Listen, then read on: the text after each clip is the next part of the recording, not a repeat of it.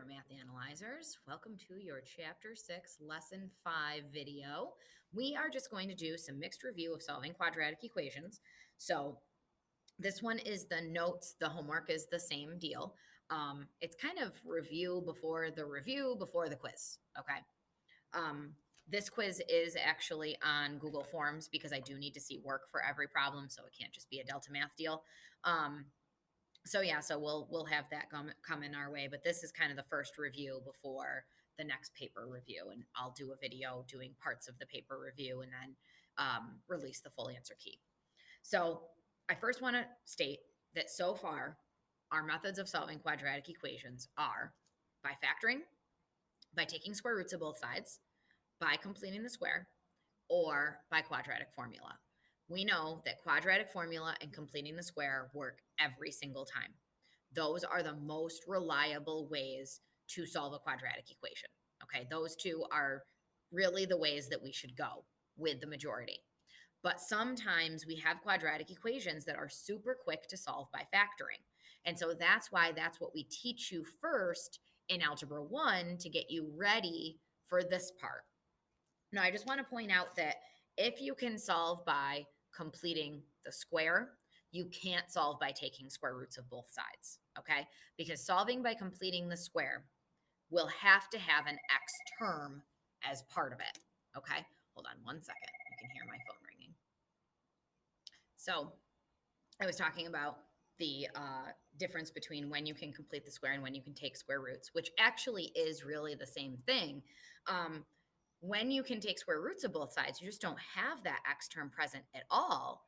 And you're just getting x squared alone to take the square roots of both sides. That's actually what you're doing with completing the square. But the problem is having the x term means you have to make a perfect square trinomial so that it can become one binomial squared to be able to take the square roots of both sides. So completing the square and taking the square roots of both sides really are actually one and the same thing. The problem then lies in completing the square is the added complication to having that x term be present, right? So that's what we're looking at today. I'm just going to go through and start doing each of these. If there's a question that you want to ask me about any of them, ask me in class, come to a meet, or send me an email. We can discuss further, but your homework is going to look the same. Okay? So factoring usually takes less time, and that's kind of how it tends to be people's favorite for that reason. It's also always nicer looking answers, right? Because it's got to be real number answer or got to be rational answers for factoring. So when you go to solve a quadratic equation by factoring, remember you've got to have it in ax squared plus bx plus c equals 0 form. Same with quadratic formula. All right, so I've got my form. I now look at my 8 and I think, well, what times what multiplies to give me the -8, but adds to give me the positive 2 in the middle. And of course, that would be 4 and 2. The bigger factor has to have the same sign as the middle, so 4 has to be positive. And the other factor's sign depends on the n term. If the n term is negative, these have to have different signs. So since the positive was already used, this now has to be negative. So that's how I know. And then, of course, my x is in the fronts. Now we do our t-chart step. So you set each factor equal to 0 because, again, anything times anything else that ends up having an answer of 0 means one of these two things has to have been 0. So which one was? Well, let's see. We get x equals -4 and we get x equals +2, and that is our answer. And that should continue to be our answer throughout the rest of this exact same quadratic equation being solved. So it's kind of like another here, we're kind of using the same quadratic equation everywhere to make sure that we're doing it right, because we better get -4 and +2 the whole time. So completing the square, you want to start out with a different form than you have with factoring and quadratic formula. You want to have your x squared and your x term on one side of the equal sign, any number terms on the opposite side of the equal sign. So that's where I have to add this 8 over here to begin. So I've got x squared plus 2x plus blank equals 8 plus blank. And the reason I plus blank on both sides is because whatever I do to one side of the equal sign, I have to also do to the other side of the equal sign. And that thing I'm going to do to this side of the equal sign is I am going to take the middle term, divide it by 2, and square it. So let me just show you that process just to make sure you understand what I'm doing. I take this middle term, I divide it by 2, and I square it. Well, 2 divided by 2 is 1, and 1 squared is 1. And that is what goes on both blanks. Whatever I put on one side, I put on the other. So there you go. Okay, so now I have, let me just rewrite, x squared plus 2x plus 1 equals, well, those are numbers. I can add those up. 8 plus 1 is 9. This is a perfect square trinomial, which means it factors to become two binomials, but these two binomials will end up being exactly the same. So let's see. 1 times what equals 1 and adds up to 2 in the middle? That would be 1. And of course, because my n term is positive, both signs will be the same as the middle, which is positive. And notice that binomial is being multiplied by itself. So it can be written as that one binomial squared. And that's how I can now take the square root of both sides. So I take the square root of both sides. I get x plus 1 equals plus and minus. Well, 9 is a perfect square. So I can take the square root of 9, and it gives me positive 3 and negative 3. So that's why I do plus and minus 3 that comes out here. And then to finish up, I have to get x fully alone. So I subtract 1 over to this side. This number that you move has to go in front of the plus and minus. We are not done here because negative 1 is a number, a rational number, and positive 3 and negative 3 are rational numbers. So you have to combine them. You cannot leave unlike terms separated. And these are like terms, right? So here we are. Negative 1 plus 3 is 2. And negative 1 minus 3 is negative 4. There we are. Again, negative 4 and positive 2 being our answers. Okay. Did that take up more space? Yeah, sure. Of course it did. But we know that that process is a little lengthier. With the quadratic formula, again, you want the same exact standard form as you have with factoring. You want to make sure you have that ax squared plus bx plus c equals 0 form. But now you need to pull the coefficients from a, b, and c. So the coefficient in front of the x squared, the coefficient in front of the x term, the coefficient by itself here is the c term, and list them. So a equals 1, b equals 2, c equals negative 8. And then rewrite the quadratic formula so you are plugging in these values correctly in the correct spots, right? So you want to make sure you've got this quadratic formula memorized. Use that song. I know it gets stuck in your head, but I'm telling you, it works. It gets you to remember these. And because you can solve any quadratic equation with the quadratic formula, memorize it. Use that song. Get it stuck in your head. Come on, my 3-year-old knows it. Anyway, x equals the negative of 2 plus or minus the square root of 2 squared minus 4 times 1 times negative 8, because yes, the sign is with the coefficient, so it comes with, all divided by 2 times 1. And so now we just simplify. And if I were you, I would simplify what's under the radical all at once. I wouldn't take every step to do that. Okay, so I'm just going to use my calculator on the screen here to show you that put the b term in parentheses squared. Oops, squared, how about? Now let's just clear and start over. 2 squared, there we go. Let's hit the right button this time. Minus 4 times 1 times negative 8 Okay, and if you just type it out like that in your graphing calculator, make sure you're putting that b term in the parentheses squared, because that b term is always going to be positive in the front because you are squaring it. So even if your b value is negative, this value comes out to be positive because negative times negative is a positive number. So you want to be very careful of that, because that's where I see people making the majority of their mistakes. Okay, notice we get 36. Well, 36 is a perfect square and it's under a square root. So we can take its square root, right? And so that's why the plus and minus are built into this formula there in front of the radical. So what is the square root of 36? It is, of course, 6. So plus and minus 6 comes out. Now, this is where I've got all numbers involved, all rational numbers, so this can be simplified. There are two ways you can think of this simplification, okay? One way is these two numbers are even, so you can divide them each by 2. And I just want to show you what that will end up looking like. Negative 2 divided by 2 is negative 1. 6 divided by 2 is 3. Exactly the same as where you were here, okay?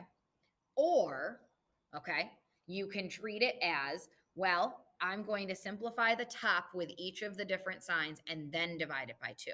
So the other way you can do this is say, well, negative 2 plus 6 is 4, and 4 divided by 2 is 2. So you get x equals 2. Or you can say negative 2 minus 6 is negative 8, and negative 8 divided by 2 is negative 4. So either way works. I tend to do the second way that I just showed you, because not every time will these numbers be even and you can actually divide by what's on this bottom. Okay, that one just happened to work out this way. But here we are yet again. Our answer is negative 4 and positive 2 using all three ways. Okay. I am going to skip over this for the time being. I do not believe your homework has one like this. But if you ever wanted to see this one done, I will record that separately so that I can send it to you. Let's go to this because I want to show you that difference, that subtle difference between when you have to complete the square and when you have to take square roots. And how, notice, I'm still using the same quadratic equation here, but I don't have that option this time of completing the square, okay? And that's because there is no x term present. There's an x squared term and a number term, but there's no x term present. And when that is the case, then I will be completing the square, but using just taking square roots instead, okay? That extra step doesn't need to be there, basically, to make a polynomial. We're just getting x squared alone, not x squared and x term. Now, of course, for factoring in quadratic formula, we need to have ax squared plus bx plus c equals 0 form, okay? And we don't have that right now, the standard form of a quadratic equation. So I do have to subtract this 25 over to this side of the equal sign. And I will actually put that form over here once I've gotten it. So 100 x squared minus 25 equals 0, because you got to have equals 0. So I'm just going to copy this over here because we know this to be the standard form for this equation. Okay. Now, for us, for factoring, we look at that as dots. That's difference of two squares, right? So the square root of 100x squared would be 10x. And the square root of 25 would be 5. And different signs inside my binomials. And then I just t-chart. So 10x minus 5 equals 0, and 10x plus 5 equals 0. And again, do that moving of the number over to the other side of the equal sign first. Then, of course, divide by the coefficient in front of the x, and you get negative 5 over 10, right? Which can both evenly divide by 5. You get negative 1/2. And of course, we know on the other side over here, we're going to have the opposite sign, right? Because we're adding that 5 to both sides. So we get 10x equals 5, divide both sides by 10, and x equals 1/2. And that is why I will write plus and minus 1/2 in my French curly braces. So I should get plus and minus 1/2 when I take square roots of both sides and when I do quadratic formula. So that's kind of our little check here. When you are taking square roots of both sides, get x squared alone. So right now there's a 100 in front of the x squared. Divide both sides by 100. I get x squared. Now, both 25 and 100 are evenly divisible by 25. So let's reduce right off the bat. 25 divided by itself is 1. 100 divided by 25 is 4. And now I take the square root of both sides because x squared is alone. Now, what you need to remember in this process is you insert the plus and minus yourself, just like you do with completing the square. And the square root of 1 is 1. The square root of 4 for the bottom is 2, plus and minus 1/2. So actually, that was even quicker than factoring, which you'll tend to see. Okay. Whenever you're doing that, taking the square roots, it's similar to dots if it's a factorable polynomial. And you will see that this is actually quicker, the quicker process, if you don't have that x term in the middle and it's factorable. Lastly, of course, the quadratic formula. This time, I do have ax squared plus bx plus c equals 0 form, but there is no x term. So that means the coefficient for b is 0 because that term isn't present, that coefficient isn't present, and not having nothing is having 0. So a equals 100, b equals 0, and c equals negative 25. And that's what we will plug in for a and b and c respectively in the quadratic formula. Again, I always ask you to write this quadratic formula out for a couple of reasons. One reason being it needs to be memorized, but the second reason being you really need to plug in accurately to make sure you're getting the correct answer. Okay, and so you want to be very careful about that accuracy of plugging in. And so that's why I always write it out, even though, I have it memorized. I still write it out each time before I plug and substitute in because I'm worried that I won't get it correct if I don't write it out. Okay, and that's how I know where to put the A, where to put the B, where to put the C, and their signs. Now, of course, there is no negative 0. That 0 in front of the plus and minus just disappears when you have a 0 as a B term. You can only have a 0 as a B term or a C term. You'll never have a 0 as an A term because then it's not a quadratic at all. Okay? So let's see here.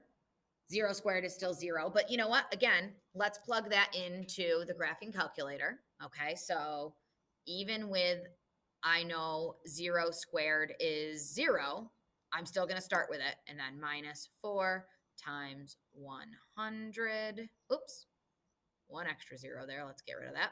And then times negative 25. So obviously this will be a fairly large number, but hopefully a perfect square. 10,000 is a perfect square. You can take its square root. And again, I'm sure you can do this in your head, but let's, do this. If I want to just put the answer from previous, I press second and enter. Oh, shoot. No, I did that wrong. Hold on. If I want to put the answer from previous, I press second and the negative, and it gives me my answer from before. Sorry, I can't. My calculator is so small in front of my screen. I can't see my buttons as well. I'm having to look at this guy so I get it right. Anyway, so I've got that. Let's press enter, and we get 100 as the square root of 10,000, which of course makes sense. Square root of 1 is 1. Square root of 100 is 10. So think of the zeros, right? Anyway, we get plus or minus 100 divided by, well, what's 2 times 100? 200. And hey, like I just said with that zeros thing, right? Now we've got zeros that just cancel out for us. Plus and minus 1/2 is our final answer. And again, not that lengthy of a process when that x term wasn't present, right? We have a 0 as that x term. Okay. So I want you to practice this on your homework. Make sure every time you're taking notes that you're writing out the notes with me so that you are getting that practice in. That seriously, writing that stuff down helps with the muscle memory, really helps with the memorizing of the quadratic formula. All right. Let me know if you have any issues. Answer keys should be updated at this point. I know we had a little issue there. But all right, I've made fun of the copier enough today. Good luck, guys. Let me know what you need. I'll be seeing you.